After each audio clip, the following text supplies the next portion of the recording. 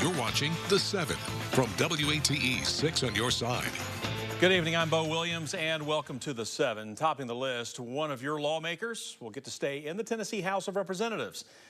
The margin, just one vote. State Representative Gloria Johnson getting emotional as she made her final pitch to colleagues today, asking them not to vote for her expulsion, while also urging lawmakers to focus on the issue which brought her to the podium in protest: school safety and gun control, and explaining why she stood in support of her fellow Democrats and recognizing the demonstrators breaking House rules in the process, partly because they had not been heard previously. And she pointed back to the 2008 shooting at Central High School for why she was so passionate.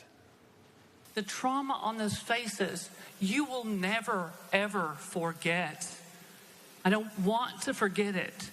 And if I'm not allowed to speak that issue, that is why I walked up to this well, to stand with my other colleagues who were tired of having their voices cut off when we are trying to speak about violence in our classrooms, violence in our churches, violence in our restaurants, and our grocery stores.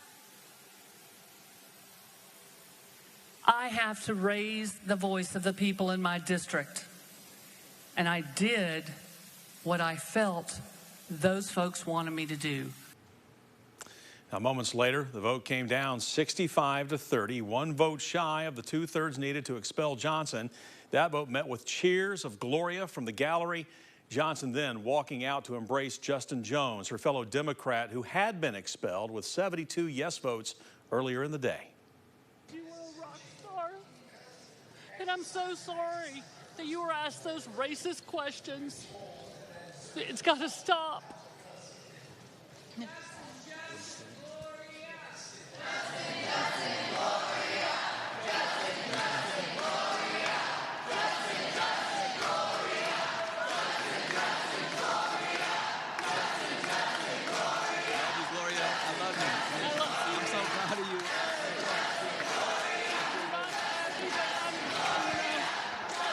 I'd be happy if we all made it. They're not going to allow, you will be the check on their power in there, and we're going to keep fighting. It was so nice to have somebody to fight with me for the first time. Love you, my sister. But I will keep fighting for you all. I won't stop. Thank you. One particular moment of controversy came at the very beginning of the hearing today. Democrats objected to Republicans playing a video showing the protest itself, some of which was recorded by fellow lawmakers, which Democrats argued was a violation of House rules, just like the protest, but the video was still played. And as we mentioned, the first of the three Democrats, Justin Jones, was expelled today. Now, the hearing has moved on to Representative Justin Pearson. That's who you're looking at right now. He is speaking. You're looking at a live picture. We're expecting a vote concerning his future at any moment now. Of course, we will keep you posted on what happens. All right, our next big story for you: a man shot and killed by a TBI agent. That shooting happening in Madisonville on Wayman Road, right around 2:30. According to the Bureau, 2 agents had gone there to arrest a man. The reason's not yet clear why the officer fired, but the TBI says the man was hit and later died at a hospital. Agents were not injured in the incident. TBI tells us it is investigating, bringing in agents from outside the region, and that it will be up to the district attorney to decide if the shooting was justified. A LaFollette man has now been indicted on arson and attempted murder charges for allegedly setting his own house on fire.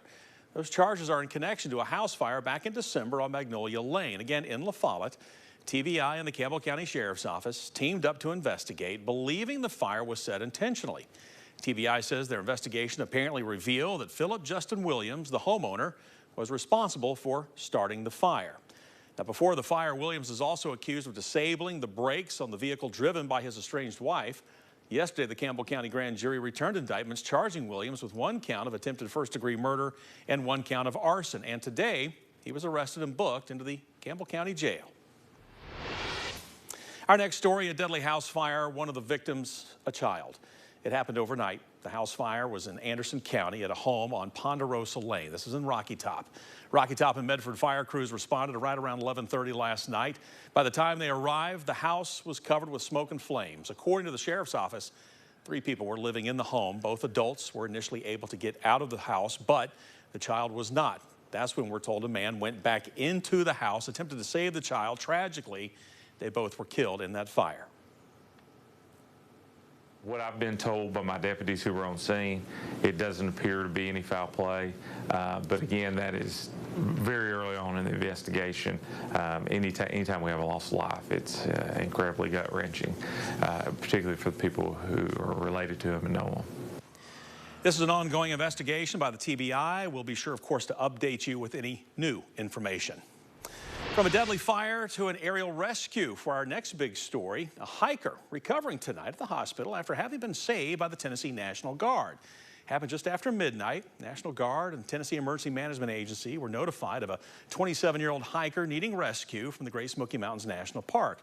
The hiker was in an area near the Siler's Bald Shelter, which is located on the border of North Carolina and Tennessee and around 5 miles west of Clingman's Dome. A crew from the 1-230th Assault Helicopter Battalion here in Knoxville rescued the hiker around 2:30 this morning. The hiker was then taken to UT Medical Center. Well, a big story brewing right now with the Knox County School Board. School board members considering whether to approve a new charter school. As a matter of fact, we're going to have more on this for you coming up tonight at 11 o'clock. Our own Ella Wales is there following this story closely for us. And again, she'll have more for us tonight at 11 o'clock. Well, an investigation into Knoxville Police Chief Paul Noel has found no wrongdoing on the part of the police chief and another officer on the force. This investigation came as a result of a recent internal complaint filed against Chief Noel. The complaint from a former KPD officer alleged that during the process of moving to Knoxville, Noel and his wife rented a property owned by KPD Sergeant Sam Hennard. Now, the complaint suggested that Noel received the property at below market value in exchange for a promotion for the officer. Hennard was later promoted to lieutenant. In light of the complaint, the city of Knoxville hired an outside investigator, which has now, that investigation, been completed. In a report detailing the investigation, the outside counsel writing, quote, "I conclude Chief Noel's action did not violate any KPD or city policy, code, ordinance, or rule." I make the same conclusion with regard to Lieutenant Hennard.